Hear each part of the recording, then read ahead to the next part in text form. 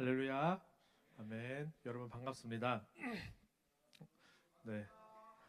오늘 하나님 말씀 읽겠습니다. 마가복음 5장 1절에서 20절 말씀입니다. 마가복음 5장 1절에서 20절 말씀까지 좀 긴데 한번 또 잘 한번 읽어보겠습니다. 제가 먼저 읽고 여러분 이어서 교독하시겠습니다. 예수께서 바다 건너편 거라사인의 지방에 이르러 배에서 나오심에 곧 더러운 귀신 들린 사람이 무덤 사이에서 나와 예수를 만나니라. 그 사람은 무덤 사이에 거처하는데 이제는 아무도 그를 쇠사슬로도 맬 수 없게 되었으니 이는 여러 번 고랑과 쇠사슬에 매였어도 쇠사슬을 끊고 고랑을 깨뜨렸음이러라. 그리하여 아무도 그를 제어할 힘이 없는지라.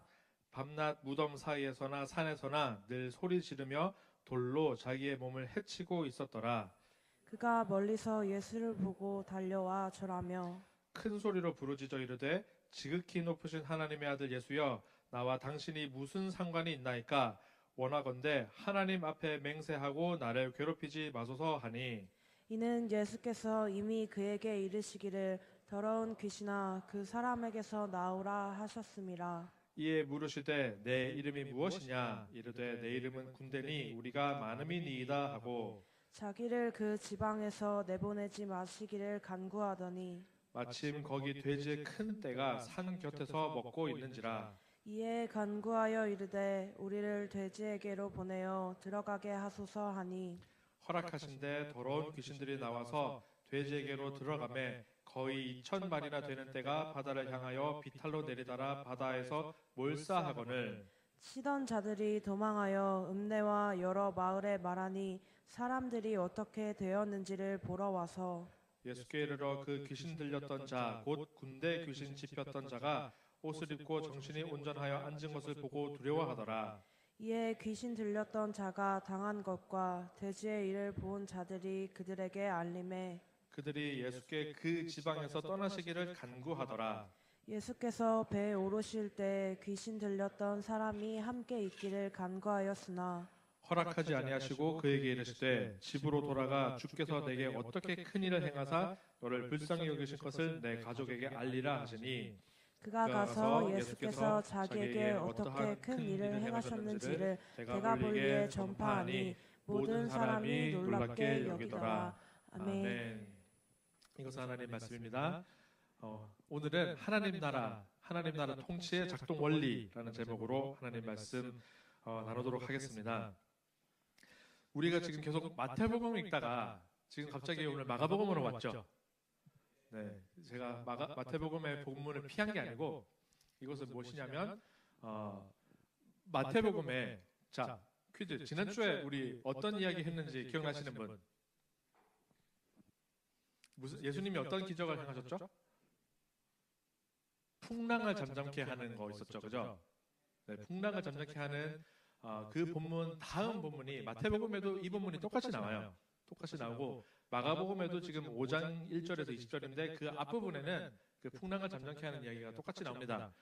그런데 마가복음의 이야기가 지금 버전이 자세하게 되어 있고 마태복음이 좀 짧아서 여러분에게 좀 풀 스토리를 한번 읽게 하고 싶어서 이 본문을 했습니다. 제가 피한 게 아니라 마가복음으로. 이상하고 특이한 이야기죠. 그렇지 않습니까? 좀 괴이하고 막 귀신이 나오고 돼지떼가 나오고 돼지떼가 바다로 막 바다가 이제 갈릴리 호수인데 거기로 뛰어 들어가는 희한한 이야기가 나오더라는 얘기예요. 그죠? 여러분 혹시 이 성경에서 이 부분 읽어 보신 적 있으신가요?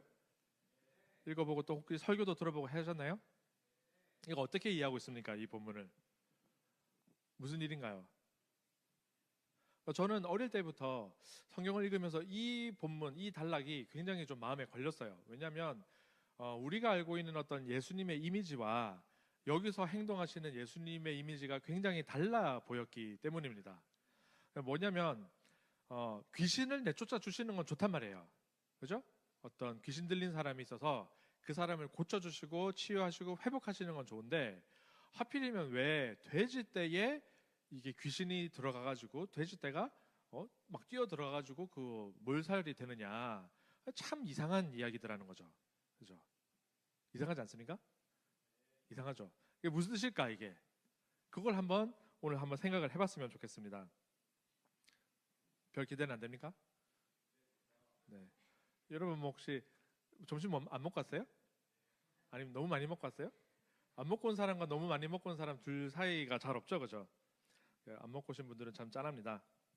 그래서 여러분 좀 텐션을 조금 올려볼까요? 제가 재밌는 얘기 하나 하겠습니다. 그러면 화살 쏘기 대회가 있었는데 사람 머리 위에 사과를 놓고 화살을 쏴서 맞추는 대회였어요. 첫 번째 사람이 나와서 이렇게 화살을 딱 쐈어요. 그랬더니 사과가 탁 맞은 거야. 그래서 이 사람이 탁 이렇게 손 올리면서 I'm 로빈 훗 이랬어요. 로빈 훗 아시죠? 두 번째 사람이 나와가지고 또 화살을 쐈어. 그랬더니 사과가 탁 맞은 거예요. 탁 이렇게 손 올리면서 I'm 윌리엄 텔 이랬어요. 윌리엄 텔도 아시죠? 실제로 자기 아들 머리 위에 사과 놓고 맞춘 사람이 윌리엄 텔이라고. 세 번째 사람이 나왔는데 화살을 쐈어. 근데 사람이 턱 맞은 거예요. 죽었어요. 다 이러면서 뭐라고 할게요? I'm sorry. 됐어요. 네. 이게 20년 전에 굉장히 재밌었는데 세월이 많이 흐른 것 같습니다. 아무튼 제가 한 얘기도 썰렁한 얘기지만 사실 오늘 우리가 읽은 본문이 굉장히 난해하기도 하고 괴이스럽기도 하고 참 이해하기 어려운 본문이더라는 거죠. 자, 근데 오늘 마가복음을 읽은 이유는 이 마태복음과 마가복음과 누가복음은 세 가지는 공관복음이라고 해요. 공관복음. 같은 관점에서 예수님 이야기를 풀어가고 있다 이런 뜻입니다. 요한복음은 이야기가 굉장히 달라요. 요한복음에는 이 이야기가 나오지 않고 요한복음과 공관복음이 겹치는 이야기는 많지 않습니다. 예수님의 어떤 십자가 사건, 부활 사건, 그 다음에 오병이어 사건, 그 다음에 예수님이 세례요한을 만나는 그 장면 한 세 가지 정도 말고는 다 다릅니다. 근데 마태, 마가, 누가는 비슷한 이야기가 대부분 있고, 그런데 이게 마가복음이 제일 먼저 기록된 것이라고 봐요. 대부분의 경우에 학자들이. 그리고 마태복음과 누가복음은 마태복음을 앞에다가 놓고 그걸 보면서 여기에 빠진 내용을 추가하고, 그 다음에 여기에 있는 내용은 조금 아는 내용이니까 축약해서 얘기하는 좀 경향이 있더라는 것을 학자들이 밝혀낸 거예요. 그래서 마가복음은 여기를 20절에 걸쳐서 굉장히 길게 다루는데 마태복음은 조금 짧게 다루고 있습니다. 마태복음 버전도 한번 같이 읽어봤으면 좋겠어요. 마태복음 8장 28절부터 34절인데 여기 한번 저와 여러분 한번 교독 한번 해볼게요. 다시. 또 예수께서 건너편 가다라 지방에 가심에 귀신 들린 자 둘이 무덤 사이에서 나와 예수를 만나니 그들은 몹시 사나워 아무도 그 길로 지나갈 수 없을 지경이더라. 예, 그들이 소리를 질러 이르되 하나님의 아들이여 우리가 당신과 무슨 상관이 있나이까? 때가 이르기 전에 우리를 괴롭게 하려고 여기 오셨나이까 하더니 마침 멀리서 많은 돼지떼가 먹고 있는지라. 귀신들이 예수께 간구하여 이르되 만일 우리를 쫓아내시려면 돼지떼에 들여 보내주소서 하니 그들에게 가라 하시니 귀신들이 나와서 돼지에게로 들어가는지라. 온 떼가 비탈로 내리달아 바다에 들어가서 물에서 몰사하거늘.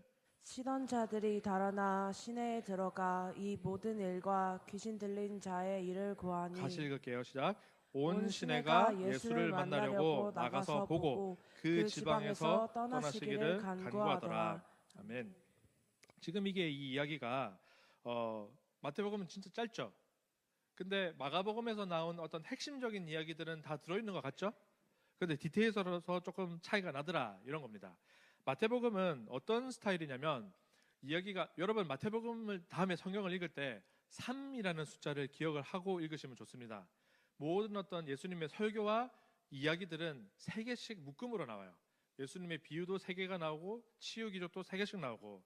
그래서 8장에 맨 처음에 나병 환자 치유 이야기, 그죠? 손대면서 치유한 이야기 했죠. 백부장의 종 치유하는 거, 원격 진료. 그다음에 베드로 장모 치유 이야기 3개가 나오고, 그다음에 제자도에 가서 잠깐 얘기하신 다음에 그다음에 이어서 풍랑 잠잠케 하는 이야기, 지금 오늘 읽은 귀신 들린 자 치유, 그다음에 9장 앞부분에 중풍병자 치유, 이렇게 치유 이야기가 3개씩 세트로 이렇게 나오고, 비유도 3개씩 막 세트로 나와요. 그래서 뭐 중풍병자 치유 이야기는 우리가 예전에 사순절 때 한번 다룬 적 있고, 이런 이야기들이 보면 마가복음과 마태복음이 겹치는 이야기들이 있는데 겹치는 이야기는 마태복음에서 조금 짧게 나누더라. 그런 정도를 좀 기억을 하시면 좋겠습니다. 자, 여기서 포인트가 몇 가지가 있어요. 이 본문을 읽으실 때는 몇 가지 포인트. 첫 번째 포인트는 뭐냐면 이게 귀신 들린 사람이 예수님을 보자마자 특이한 말을 한마디를 합니다. 특이한 말을 한마디를 해요. 뭐라고 하냐면 마가복음 5장 7절인데 7절에서 한 번만 띄워주세요. 뒤에 있습니다. 뒤에 5장 7절. 네, 한번 같이 읽어볼게요. 시작. 큰 소리로 부르짖어 이르되 지극히 높으신 하나님의 아들 예수여, 나와 당신이 무슨 상관이 있나이까? 원하건대 하나님 앞에 맹세하고 나를 괴롭히지 마옵소서 하니. 자, 이게 지금 귀신 들린 사람이 예수님한테 하는 말인데 이게 뭐가 특이한 건가요? 할 수 있는데 이게 지금 예수님한테 뭐라고 불렀어요? 하나님의 아들 예수여 이렇게 불렀어요. 자, 그런데 왜 이게 특이하냐면 마가복음이나 마태복음이나 똑같이 여기가 나오는 본문까지 이전까지 예수님을 하나님의 아들이라고 부른 적이 없어. 아무도. 그러니까 우리는 예수님이 하나님의 아들이다라는 걸 교리로서 배우고 성경을 읽으니까 처음부터 뭐 예수님의 탄생 이야기가 나오니까 하나님의 아들이니까 이렇게 성령으로 잉태되고 했지 뭐 이렇게 읽잖아요. 그런데 여기 이야기 속에 들어있는 사람들은 예수님이 하나님의 아들인 거를 모른다는 거예요. 이게 되게 신기해. 그런데 사람이 아니라 제일 먼저 예수님 보고 하나님의 아들이라고 부른 게 누구냐면 귀신 들린 사람인 거예요. 특이한 거야. 이 이야기가 이게 왜 갑자기 그럼 또 나오냐면은 이게 마태복음 8장 27절에도 있고 마가복음에도 4장 마지막 절에도 보면 똑같이 있는데 그 8장 27절에 이렇게 써 있어요. 이건 있는지 모르겠습니다. 제가 한번 읽어볼게요. 그 사람들이 놀랍게 여겨 이르되 이가 어떠한 사람이기에 바람과 바다도 순종하는가 하더라. 지난번에 풍랑을 잠적했더니 사람들이 깜짝 놀란 거야. 그죠? 그래서 서로 질문을 한 거예요. 그 사람이 누구냐? 이 사람이 누구길래 바람과 바다도 순종하느냐? 이렇게 질문을 하니까 지금 거기에 대한 그 다음 단락에서 답이 나오는데 귀신이 갑자기 막 예수님한테 하는 말이 지극히 높으신 하나님의 아들 예수여 이렇게. 귀신은 예수님을 알아보더라라는 거. 이제 그 예수님에 대해서 부르는 거 여러 가지가 있죠. 예수님의 호칭 뭐뭐 있습니까, 여러분? 아는 거. 예수님 하면 떠오르는 이름 뭐라고요? 메시아, 그죠? 메시아를 그리스도로 바꾸면 그 말이 그리스도입니다. 예수 그리스도라고 하잖아요. 이제 그리스도가 예수님의 성이 아니에요.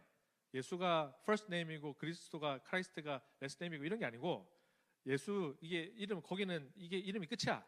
원래는 누구의 아들 예수 이렇게 하거든요. 요셉의 아들 예수 뭐 이렇게 하는데 예수 그다음에 그리스도는 메시아라는 단어를 그리스도로 옮긴 게 그리스도입니다. 그다음에 그리스도 또 여기서 나온 하나님의 아들. 그다음에 또 나중에 보면은 다윗의 자손. 그죠? 뭐 이런 호칭들이 막 나오는 거예요. 여기서 이 호칭을 나오는 거를 귀신 들린 자가 맨 먼저 불렀다. 이게 아주 특이한 겁니다. 그런데 또 거기서 이제 예수님이 그 다음에 뭐라고 하냐면 예수님이 그 귀신 들린 사람한테 이제 얘기를 시작하는 거죠. 갑자기 예수님은 지금 무슨 상황이냐면은 오병이어를 하고 나서 그러니까 지도를 한번 볼게요. 지도 지금 여기가 어딘지 지도를 자 이게 팔레스타인 전체 지역입니다. 예루살렘은 저기 아래에 있고 그다음에 사해 있죠. 염해라고 불리는 거. 그다음에 저 위에 지금 갈릴리 호수가 있는 거예요. 지도상으로 보면 작아 보이지만 거의 수평선이 보일 정도로 큰 호수입니다. 큰 뭐 거의 바다라고 불릴 만한. 그래서 거기 왼쪽에 지금 보면 가버나움이라는 도시가 있고 디베라라는 도시가 있고 나사렛이 있죠. 거기가 원래 예수님의 활동 무대고 주로 활동 무대고 지금 그 동쪽으로 건너서 오른쪽으로 가신 거예요. 지금 여기 보면 가다라라고 써 있죠. 가다라라고 써 있는 거 보입니까? 거기가 지금 여기 온 거예요. 자, 다른 지도 하나 더 있는데 하나 띄워주세요. 여기 좀 자세하게 나와 있는데 거라사 지방이라고 돼 있는 거. 그래서 이 갈릴리 호수와 요단강을 기준으로 서쪽은 이스라엘 지역, 그 다음에 동쪽은 이방 지역이에요. 이방인 지역. 밑에 지금 대가볼리라고 써 있죠. 데가볼리라는 말이 뭐냐면은 데카폴리스, 이걸 한자식으로 읽은 게 데가볼리예요. 자, 데카 라틴어예요. 라틴어. 데카면은 10개라는 뜻이에요. 10개. 그래서 디셈버 있잖아요. 디셈버. 원래 데카 엠버에서 원래 10월이에요. 10월. 근데 율리우스 카이사르와 아우구스투스가 그 탄생한 달을 7, 8월을 넣어가지고 줄라이하고 어거스트를 넣어가지고 원래 그래서 세프템버, 옥토버, 노벰버, 디셈버가 7, 8, 9, 10월이었는데 밀려가지고 9, 10, 11, 12월이 된 거거든요. 그래서 데카는 10이야. 10이고 볼리는 폴리스. 그래서 10개의 도시라는 뜻이에요. 이방에 있는 10개의 도시가 모여있는 지방이 저 지방이다. 예수님이 지금 저 지방으로 간 거야. 저 지방으로 갔더니 가자마자 귀신이 먼저 예수님을 알아보고 이렇게 예수님한테 막 이렇게 시비를 거는 거죠. 말 그대로. 그러니까 자, 예수님의 흐름, 오병이어를 통해서 그리고 산상수훈을 통해서 사람들에게 어떤 이적도 행하시고 사람들에게 설교도 하시고 갈릴리 지방에서 사람도 치유도 하시고 그런 다음에 바다를 건너는데 바다를 건너는 동안 그런 악의 세력이 예수님을 한번 침몰시키려고 공격을 해온 거예요. 그랬더니 예수님은 그걸 잠잠케 하셨죠? 잠잠케 하고 그러니까 도장을 하나씩 깨고 가는 거예요.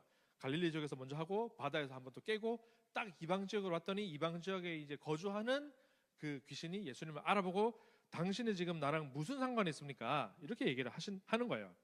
그랬더니 예수님께서 이제 그 다음에 9절에 이렇게 나옵니다. 9절 한번 띄워주세요. 9절 한번 같이 읽어볼게요. 시작. 이에 물으시되 내 이름이 무엇이냐? 이르되 내 이름은 군대니 우리가 많음이니이다 하고. 이 구절이 사실은 이 단락의 사실 핵심입니다. 이 귀신이. 자, 예수님이 내 이름이 무엇이냐? 귀신이 예수님을 알아보고 예수님의 이름을 부르니까 말도 안 했는데 알아보니까 네 이름이 뭐냐? 이렇게 물어보시는 거예요. 자, 이것도 약간의 그런 역사적 배경을 조금만 얘기를 해주면 그때 당시에도 그 귀신 들린 걸로 판단되는 사람들이 많이 있어가지고 주술사들이 귀신 쫓아내려면 어떤 주문을 막 외우고 뭐 주술을 행하고 그런 게 있었어요. 의식들이. 그런데 예수님은 딱 어떻게 가냐면은 가자마자 주술이나 이거 좀 계속 띄워주세요. 주술을 하는 게 아니고 네 이름이 뭐냐? 라고 한번 물어보시는 거예요. 네 이름이 뭐냐? 이 말은 예수님이 이제 권능을 나타내는 거예요. 권능. 네 이름이 무엇이냐? 그랬더니 이 사람이 대답을 해요. 자, 처음에는 잘 보세요. 1인칭 단수잖아요. 내 이름은 군대니. 자, 그런데 갑자기 복수가 된 거야. 우리가 많다. 우리가 많다. 어떻게 되는 걸까요, 이게? 문법이 그냥 깨진 걸까요? 이 귀신이 행하는 게 이런 일들이라는 거예요.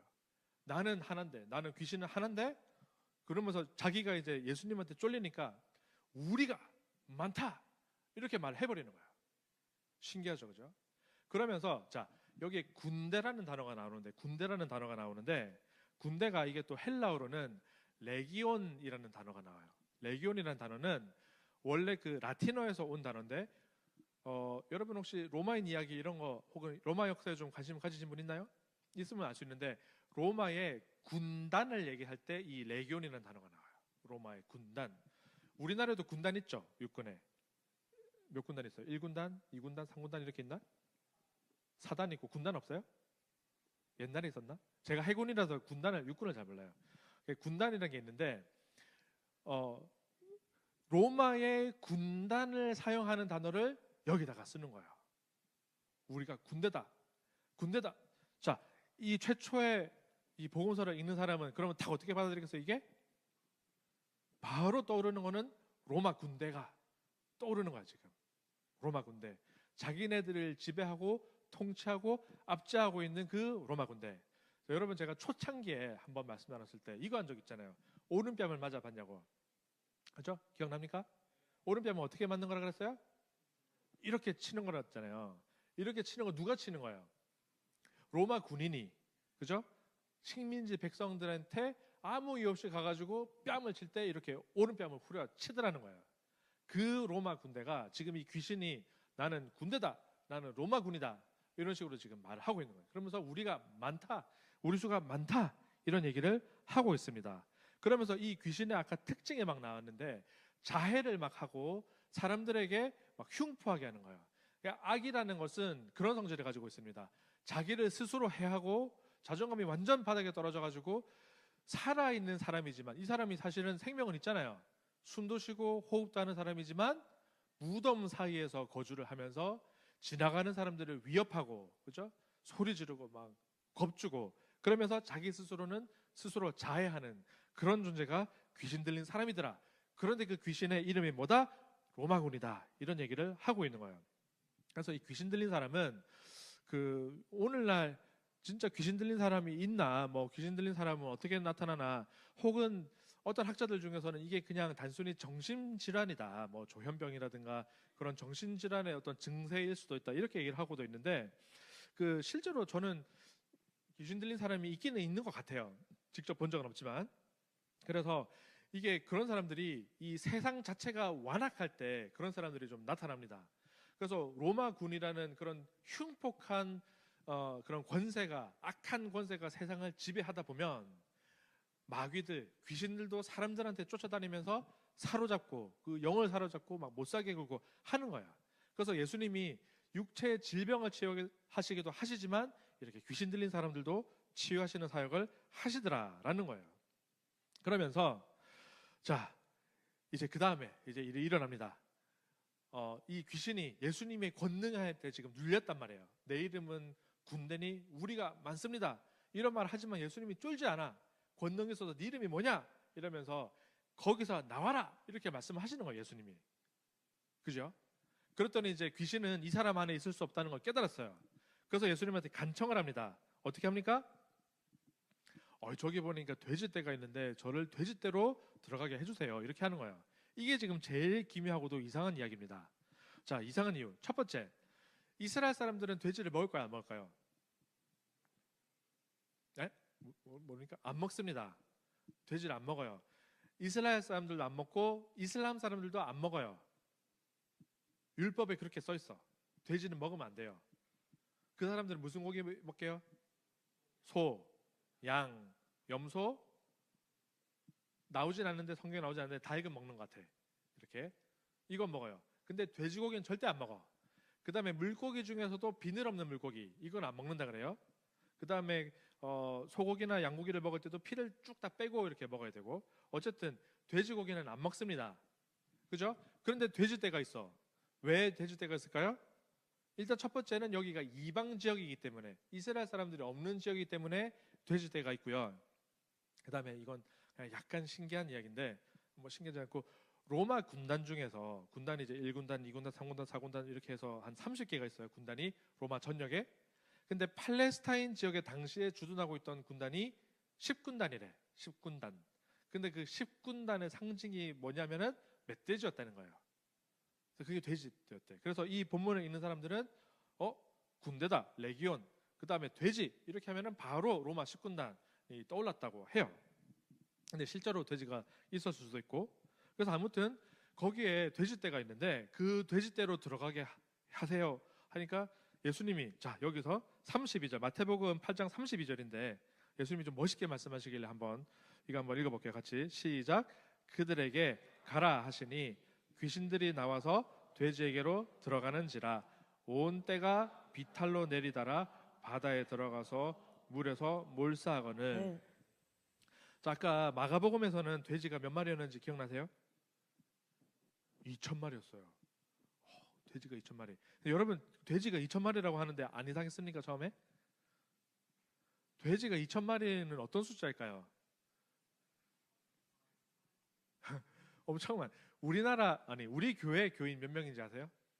보통 주일 출석 인원 다 합쳐서 1, 2, 3부 막 어린이까지 다 합쳐서 한 1,300명 됩니다. 근데 돼지가 2,000마리면은, 근데 그게 지금 돼지떼가 방목을 하고 있다는 거 아니에요. 그죠? 2,000마리나 방목하는 거는 좀 이상한 겁니다. 그래서 마가복음에는 2,000마리라고 써 있는데, 그래서 여기 마태복음에서는 2,000이라는 숫자를 뺐어. 그죠? 이건 너무 좀 비현실적인 숫자인 거예요. 만약에 돼지떼가 있었다고 하더라도 한 100 몇 마리 정도 있지 않았을까라고 저는 상상합니다. 구제역이 걸리면은, 우리나라에서 구제역에 막 돌면은 돼지를 다 그냥 안매장을 하잖아요. 산채로 막 그 도살을 하고 없애버려. 그거 해도 2,000마리라는 숫자는 우리나라 전국에 있는 돼지가 한 2,000마리나 뭐 2천 마리보다 넘겠지만 그 정도 될 겁니다. 여기 2천 마리는 사실상 불가능한 숫자긴 해요. 그럼 2천 마리는 왜 나왔냐?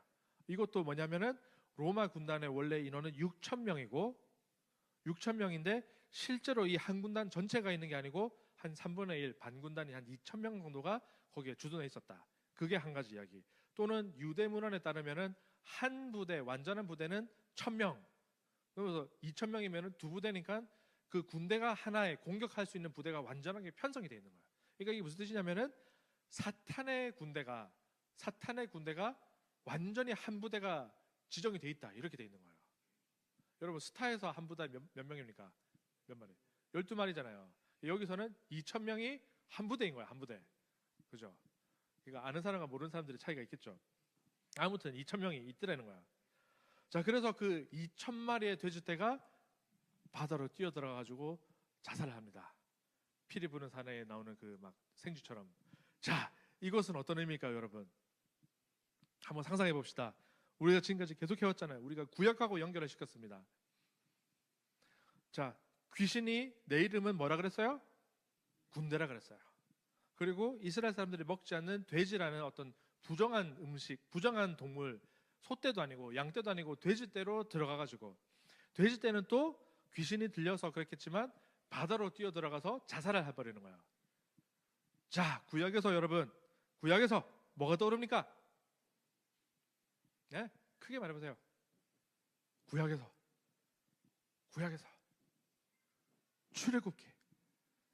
출애굽기에 홍해가 갈라졌잖아요. 이스라엘 백성들을 건넜어. 누가 쫓아옵니까? 애굽의 군대가, 바로와 애굽의 군대가 쫓아오는 거예요. 이스라엘 백성들이 다 건너고 나니까 홍해가 어떻게 됐어요? 물이 다시 밀려 들어와서 이집트의 모든 군대는 거기서 수장돼 버린 거예요. 그죠? 신기하지 않습니까? 이 본문은 사실상 그 출애굽기의 본문을 오마주하면서 오마주하는 거예요. 그래서 오마주 많이 맞나? 오마주. 그래서 출애굽기에서 모세가 출애굽을 할 때는 모세가 하나님 나라를 만들어내기 위해서 백성들을 이끌고 나왔을 때는 애굽 군대가 쫓아오다가 홍해 바다에서 몰살당했다면 지금 이 마가복음과 마태복음에서는 예수님이 오셔서 예수님이 지금 하시는 일이 사실은 영적인 새로운 출애굽을 하고 있는 거예요. 이스라엘 백성들을 이 땅에서 어디 다른 데로 이동을 하는 건 아니지만 백성들에게 말씀을 선포하시고 치유하시고 귀신을 쫓아내시고 풍랑을 잠잠케 하면서 바다를 다스리시면서 하시는 일은 뭐냐면은 새로운 출애굽. 우리는 지금 이 너희들이 그 붙잡혀 있는 악의 권세로부터 내가 빼내어서 하나님 나라로 내가 너희를 데려간다. 그래서 말씀 전하시고 그 다음에 바다에서 풍랑 잠잠케 하시고 이번에는 이방 지역으로 와가지고 이방인 군대라고 불리는 그 귀신의 세력, 악한 세력, 영적인 그 완악한 세력을 괴멸시키시고 그 세력이 물에 빠지게, 그죠? 물은 무슨 영역이에요? 죽음의 영역인 거야. 죽음의 영역 속으로 밀어 넣으시는 거예요. 그래서 이 이야기는 단순히 괴기한 이야기, 예수님이 희한하게 그 돼지떼를 그냥 아까운 우리가 먹는 맛있는 돼지를 없애버렸다 이런 얘기가 아니라 영적인 새로운 출애굽을 이렇게 말씀하시는 것이다. 그래서 뭐 실제로 그 돼지떼가 귀신 들린 사람 그런 사건 자체가 뭐냐면은 모든 사람들에게 보여주는 거죠. 예수님은 모세보다 더 크신 더 위대한 선지자여 왕적인 존재여 그 다음에 제사장적인 존재다 이렇게 얘기를 하시는 거예요. 그랬더니 자 이제 귀신 들린 사람이 어떻게 됐습니까? 원래는 옷도 막 걸치지 않고 광인이니까 막 무덤 사이에서 이러고 다니다가 정신이 온전해진 거예요. 온전해졌어요. 예수님의 사역의 본질은 이런 겁니다. 어떤 사람이 정신이 나가 있으면, 정신이 나가서 귀신이 들려 있으면, 그래서 영적으로 완전히 그냥 정신이 나가 있으면 공동체에서 이탈해가지고 왕따로 아웃사이더로 밖에서 배제된 채로 혼자서 외롭게 살아가고 있는 거예요. 그죠? 그런데 예수님의 사역의 본질은 이 사람을 자 그러면은 너는 정신이 온전해졌으니까 나를 따라와서 너 하나님 믿는 사역해라 이게 아니라 가족에게로 돌아가라. 원래 속했던 공동체로 돌아가서 원래 너가 살고 싶어하던 하나님께서 주신 너의 삶을 누려라 하고 돌려보내주시는 거예요. 그래서 예수님의 사역의 핵심은 우리 같은 사람들이 만약에 좀 이탈해 있고 막 힘들고 뭐 무너져 있고 삶이 무너져 있으면 고치셔가지고 원래의 공동체로 복귀시키는 거. 그게 예수님 사역의 핵심이고 본질입니다. 그죠? 그게 하나님 나라의 통치 원리, 작동 원리가 되는 거예요. 그런데 자 마지막입니다. 이제 돼지 떼 주인들은 어떻게 됐을까? 돼지 떼 주인. 돼지가 만약에 실제로 2,000마리였으면은 돼지 한 마리 얼마일까요? 우리나라 돈으로 지금 한 마리 얼마일까요? 어? 뭐 100만 원, 150만 원 이렇게 하지 않을까요? 그죠? 그 우리 만약에 그 어디 가가지고 통돼지 바베큐 이런 거 하면은 한 마리 한 60만 원 하고 이런단 말이에요. 그 삼겹살 한 근이 지금 얼마예요? 한 근 600g. 100g에 지금 거의 3,000원이란 말이에요. 국내산 한돈 3,000원인데 100g. 돼지가 100kg는 되지 않겠어요, 그죠? 그래서 그 아마 100만 원은 넘는 거야. 2,000마리면 어떻게 되겠어요? 와, 그 액수가 어마어마하겠죠. 그래서 돼지떼 주인은 어떻게 했습니까? 예수님한테 어떻게 했어요? 마지막에 이 지방에서 떠나주세요. 이렇게 얘기를 합니다. 자, 그 귀신 들렸던 사람은 누구예요? 그 돼지떼 주인과는 뭐 상관이 없는 사람일 수도 있겠지만 어쨌든 자기네 동네 사람이잖아. 그러면은 그 시대 당시에 누군가 내가 아는 누구네 집 아들일 수도 있고, 그죠? 누구네 집 남편일 수도 있고, 누구네 집 아버지일 수도 있는 거예요. 내가 아는 누구 아무개 조카일 수도 있고, 아는 사람일 거야. 아는 사람이 아는 사람일 수도 있고, 그런 자기네 사람이잖아요. 그 사람이 지금 정신이 온전해졌어요. 그러나 자기는 어떻게 됐습니까? 재산상에 큰 손실을 입었어요. 그래서 이 사람이 어떻게 얘기를 하냐면 이 지방에서 떠나주세요 합니다. 예수님한테. 사실 그들 입장에서는 예수님은 이방인이죠. 자기네 동네 사람이 아니고 그 갈릴리 바다 건너편에서 갑자기 나타난 듣보잡 사람이 우리는 멀쩡히 그냥 돼지 키우고 있는데 저기 귀신 들린 사람 그냥 가만히 냅두면은 저기서 그냥 무덤 안에서 근처에서 알아서 살 건데 저 사람 괜히 고쳐가지고 귀신이 나와서 돼지떼만 다 죽여버렸다. 이 생각을 하고서 예수님한테 떠나주세요 이렇게 한 거예요. 그러면서 여기서 이 지방에서 떠나시기를 간구하더라 이렇게 돼 있는데 여기 지방이라고 번역되어 있는 이 단어가 단순히 그냥 뭐 영토 뭐 땅이 아니라 그들의 어떤 삶의 영역, 가치 체계. 그러니까 예수님 우리 인생에서 떠나주세요 이런 말을 한 겁니다. 지금 그 사람들이 왜 그랬겠어요? 재산상의 큰 손실을 입었기 때문에. 그래서 제가 여러분에게 지금 도전하는 건 이런 겁니다. 우리가 예수님 믿으면 조금 손해본다, 손해볼 수 있다, 이거 이해는 하고 있죠. 때로는 손해볼 수 있다. 왜냐하면 좋은 일을 하기 위해서, 다른 사람을 돕기 위해서, 그래서 우리가 헌금도 하기도 하고 뭐 11조도 하고 또 어떤 일이 있을 때 헌금하고 또 누구 선교 나간다면 후원도 하고 뭐 이렇게 하잖아요, 그죠? 그런 일이 있기는 하지만 그것까지는 내가 참겠는데, 자 여기서는 돼지 떼가 몰살당했다는 것은 그 사람의 삶의 어떤 기반 전체가 송두리째 날아간 거예요. 그러니까 항상 이 예수님이 선택을 요구하시는 거는 중간에 좀 없어요. 극단적이야. 예수님을 받아들이려고 한다? 그러면 너는 삶의 전체를 바치라고 말씀하시지, 일부 네가 없어도 되는 거, 잉여자원 이 정도는 내가 뭐 약간 아깝지만 할 수 있어, 이 정도가 아니고 네가 지금까지 모아둔 전 재산 손실보면 어떻게 할 거야? 이걸 물으시는 거예요. 지금 이방인인데. 우리도 이방인일 수 있어요, 그죠? 우리도 이방인일 수 있습니다. 예수님이 찾아오셔가지고 내가 예수님인지 모르는데 누군가를, 우리 사이에 있던 어떤 형제 자매 진짜 문제 있고 힘들고 아픈 사람을 고쳐줬어. 근데 그 사람을 고쳐준 덕분에 내 재산이 싸그리 날아가 버렸어. 그래도 내가 예수님 감사합니다, 저 사람 살려줘서 감사합니다 할 수 있겠느냐는 거예요. 사실은 쉽지 않죠. 너무너무 어려운 일입니다. 가진 게 없는 사람은 괜찮아요. 가진 게 없는 사람은 이런 말 할 수 있습니다. 그런데 내가 가진 게 많다, 내가 한평생 일궈가지고 돼지 떼를 이루기 위해서 얼마나 고생을 했겠어요. 새끼 치고 뭐 새끼 안 죽게 하고 돌보고 막 병 걸리면 돌보고, 그죠? 가축 키우는 사람들도 엄청나게 고생한단 말이에요. 한 떼를 이루었는데 그 떼가 한꺼번에 다 사라졌어. 그 이야기는 또 누구의 얘기입니까? 구약성에 나오는 욥의 이야기인 거예요.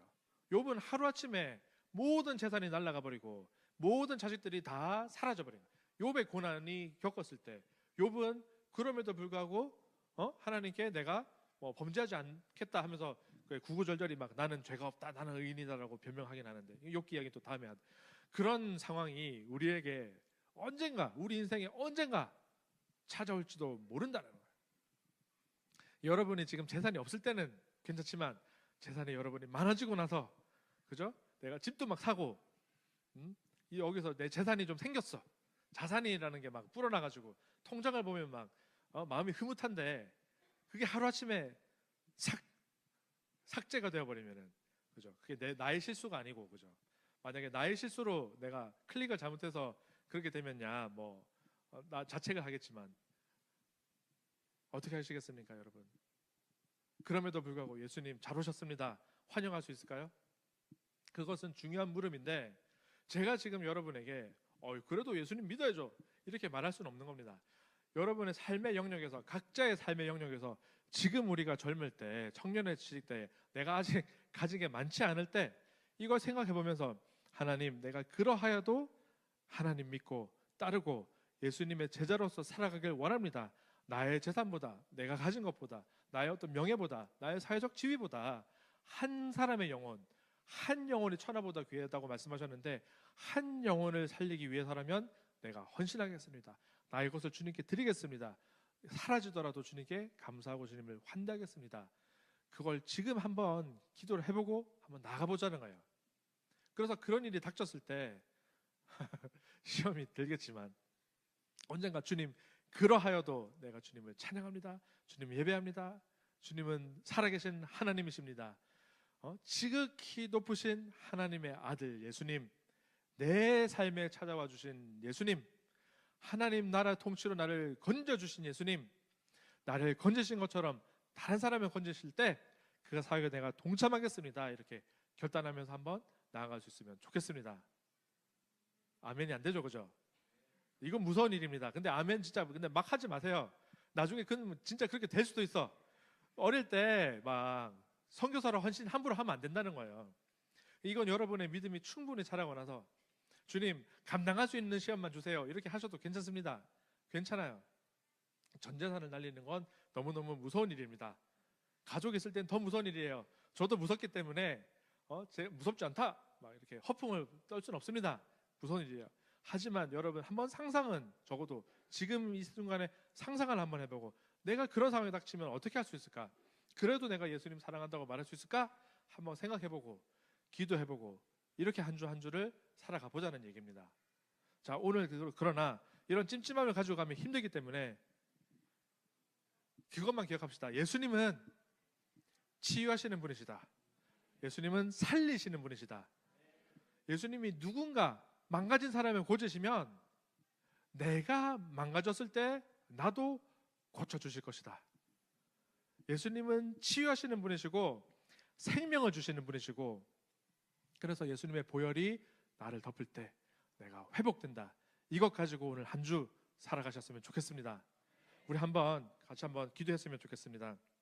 기도하면서 한번 생각해봤으면 좋겠어요. 나는 과연 내 삶의 중심에 예수님을 얼마나 모시고 있을까? 내가 진정으로 예수님 받아들이고 따르고 있는가? 내가 진짜 예수님 따르고 있는가? 내가 어디까지 내가 예수님께 헌신할 수 있는가? 내 것을 어디까지 예수님께 드릴 수 있는가? 한번 생각해보면서 한번 조용히 한번 기도해서, 내가 진짜 예수님 따르고 있는가? 내가 어디까지 내가 예수님께 헌신할 수 있는가? 내 것을 어디까지 예수님께 드릴 수 있는가? 한번 생각해보면서 한번 조용히 한번 기도했으면 좋겠습니다.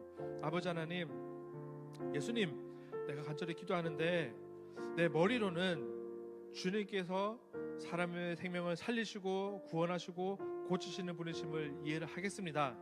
그런데 그 사역 가운데서 내게 어떤 물질적인 손해가 닥칠지라도, 손해가 있을지라도 내가 진짜 예수님 따르는 삶을 살기를 원합니다. 그러한 믿음이 내게 있는지는 아직 잘 모르겠습니다. 하지만 주님, 내게 찾아와 주시고 말씀해 주시고 나를 건져 주시고 내게 믿음 허락하여 주시옵소서. 믿음 허락하여 주시옵소서. 한번 기도로 고백하면서 나아가시겠습니다.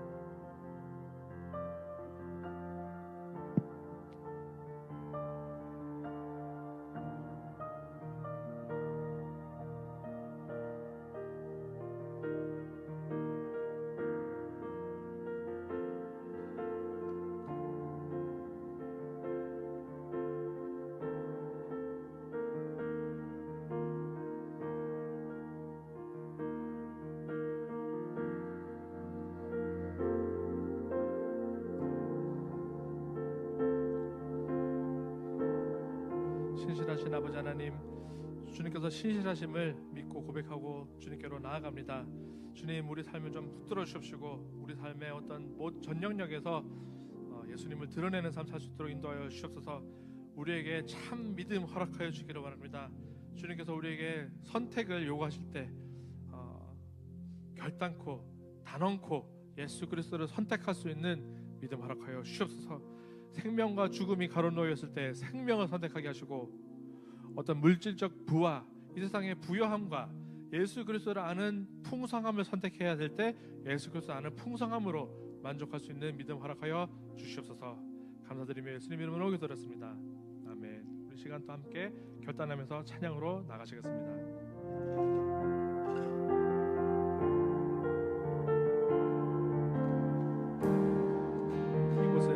이곳은 예배의 집, 이곳은 찬양의 집, 악한 영 떠나는 주 이름 외치는 곳, 이곳은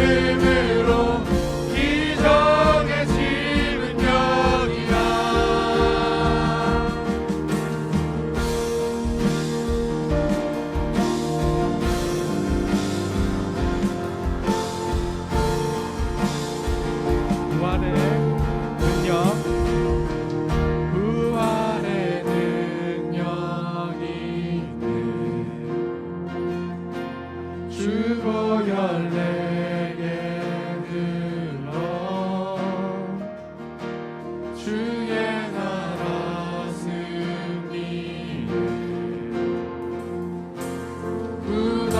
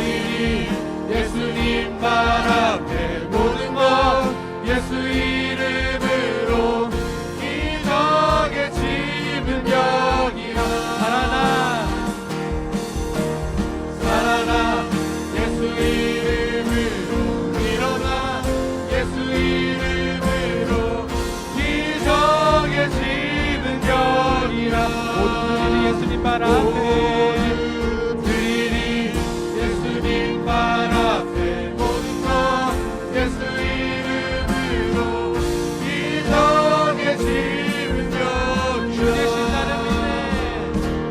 대신 나는 믿네 주 계신 나는 믿네 주 말씀 나는 믿네 모든 것 선이 되게 일하시네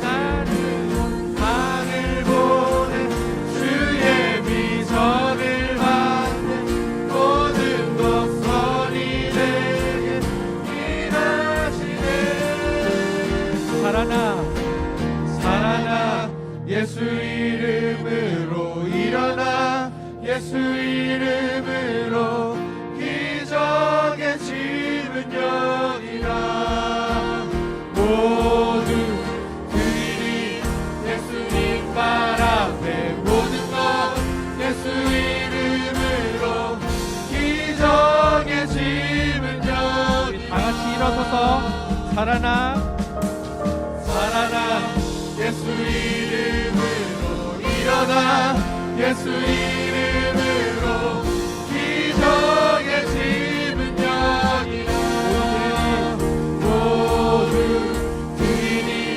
예수님 발 앞에 모든 것 예수 이름으로 기적의 짐은 여기라 이 시간 한번 결단하면서 기도했으면 좋겠습니다. 내가 정말 예수 그리스도를 따르는 삶을 살기 원합니다. 하나님 나라 통치의 작동 원리에 따르는 삶을 살아가겠습니다. 아버지 하나님 내게 임하시옵시고 내게 힘 주시옵시고 내게 성령으로 임하시고 권능 주셔서 예수 그리스도의 권능을 주셔서 내가 악한 영들 몰아낼 수 있는 권능 허락하여 주옵시고 내게 치유하는 능력 허락하여 주옵시고 내가 이 세상을 살아갈 때 세상에서 직장에서 학교에서 가정에서 살아갈 때 온전히 예수 그리스도의 제자로 살아갈 수 있는 힘을 허락하여 주시옵소서. 내가 예수 그리스도의 제자로 살아가겠습니다. 내게 힘 주시옵소서. 같이 주여 한번 부르시고 기도로 나가시겠습니다. 주여. 아버지 하나님 간절히 기도하는 것은 주님께서 주님 하신 일들을 내가 따르면서 살아가기 원합니다. 주님 나를 붙들어 주시옵시고 내게 임하여 주시옵소서. 주님 내게 임하여 주시옵시고 나를 붙들어 주시옵시고 내게 권능 허락하여 주시옵소서. 내게 새로운 힘 주시옵시고 주님 가운데 나아가게 하여 주시옵소서. 오 아버지 하나님 간절히 기도하는 것은 나의 매일의 삶 가운데 주님께서 임하여 주시고 내게 은혜 내려 주시옵소서. 온전히 아버지 하나님 저에게 힘 주시옵소서. 주님 내게 힘 주시옵시고 내게 권능을 주시옵소서. 내가 온전히 예수 그리스도를 따르는 삶으로서 제자의 삶을 살아갈 수 있도록 주님 인도하여 주시옵소서. 주님 나를 붙들어 주시옵소서. 주님 나를 붙들어 주시옵소서. 주님 내 삶 가운데 인도하여 주시옵시고 내 삶을 인도하여 주시옵시고 나를 붙들어 주시옵소서. 내가 주님 앞에 살아가기로 결단합니다. 주님 붙들어 주시고 인도하여 주시옵소서.